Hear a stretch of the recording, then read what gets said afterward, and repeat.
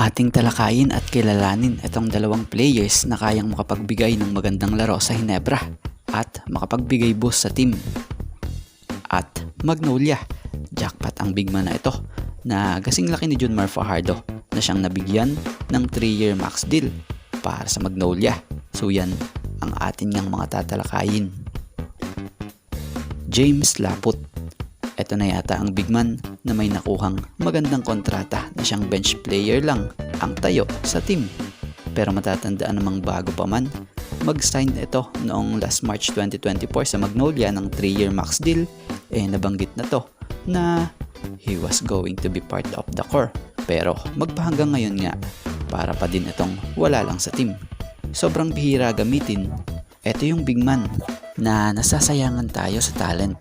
Biruin mo, may shooting naman at masipag sa depensa. Kaya lang nakakapagtaka lang din bakit gano'n na lamang siya gamitin magpahanggang ngayon. Yung bubunutin lang pag naisipan.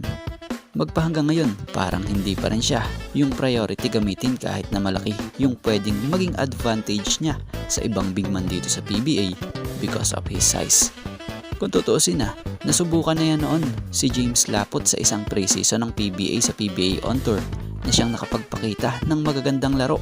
Kumbaga, nakapagpakita siya dito ng consistent na performance na kung saan nako-convert pa nga po sa panalo.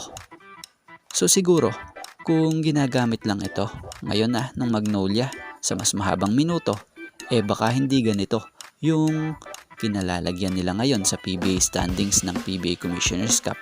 Baka possible, mas desente at baka hindi sila nasa pailalim na standings ngayon. So kayo, ano opinion nyo rito? Nasasayangan din ba kayo sa big man na ito?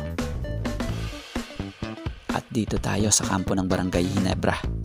Pangita naman na hindi consistent ang mga nagiging games ng Hinebra dito sa elimination ng PBA Commissioner's Cup. Pansin nyo, nasa pang-7 nga sila sa ranking na may 6 win, 4 losses record. Ngayong ongoing ang elimination ng liga.